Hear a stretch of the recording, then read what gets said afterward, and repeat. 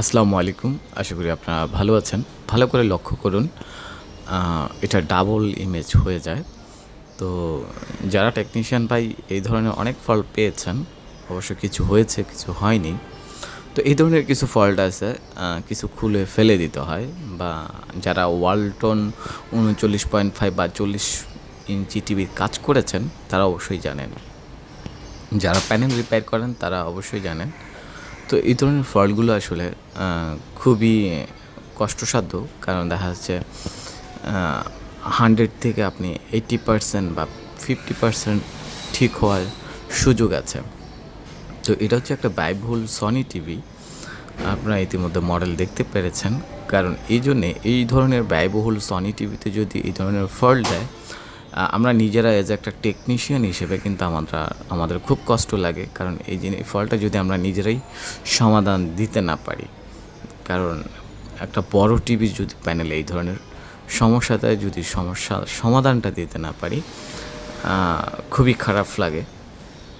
তো আজ আমি এটার কী সমস্যা হয়েছে বা কোন সাপ্লাইটা থেকে সমস্যা দিতে পারে আমি তা পোস্টমর্টেম করব। আপনারা আমার ভিডিওটা না টেনে আপনারা সম্পূর্ণ দেখতে থাকুন, তাহলে আপনাদের একটা ভালো ধারণা চলে আসবে। তো মূলত এটা ওপেন সেল থেকে হয়, যারা কাজ করেন তারা অবশ্যই জানেন। তো এই ধরনের একটা ডাবলিং ইমেজ বা লাফালাফি এটা কন্টিনিউ হয়ে যায়। যারা পাড়া মহল্লায় টেকনিশিয়ান আছে, যারা রীতিমতো এখন এই কাজগুলো দিব্যি করে বেড়াচ্ছে। তো এই ধরনের মেজর ফল্টগুলো কিন্তু আসলে খুবই রেয়ার। তো আপনারা দেখতে পাচ্ছেন এটা খুলে নিয়েছে। তো এটার মধ্যে কোন সাপ্লাইগুলো যে ব্লক করে দিলে হয়ে যাবে, যে কোনো একটা সাপ্লাই বা দুইটা সাপ্লাই আপনার ব্লক করে দিতে হবে। তো আপনারা ভালো করে লক্ষ্য রাখুন, তাহলে আপনাদের একটা ভালো ধারণা চলে আসবে। তো আমি মিটার দিকে আপনারা ভালো করে লক্ষ্য রাখুন, কারণ এখানে অনেক ধরনের সাপ্লাই আউটপুট দেওয়া আছে, অথবা বিশেষ করে যেটা লক্ষ্য রাখুন, আমি আপনাদেরকে দেখাচ্ছি। এই সাপ্লাইটা যদি আপনি ব্লক করে দিতে পারেন যে কোনো ট্যাবের এক সাইড থেকে বা রেফরাইট যে কোনো একটা সাইড থেকে আপনি কনফার্ম করে যদি ব্লক করে দিতে পারেন, তাহলে আপনার এটা রেডি হয়ে যাবে। দেখছেন 10 মাইনাস প্লাস 28 ভোল্ট।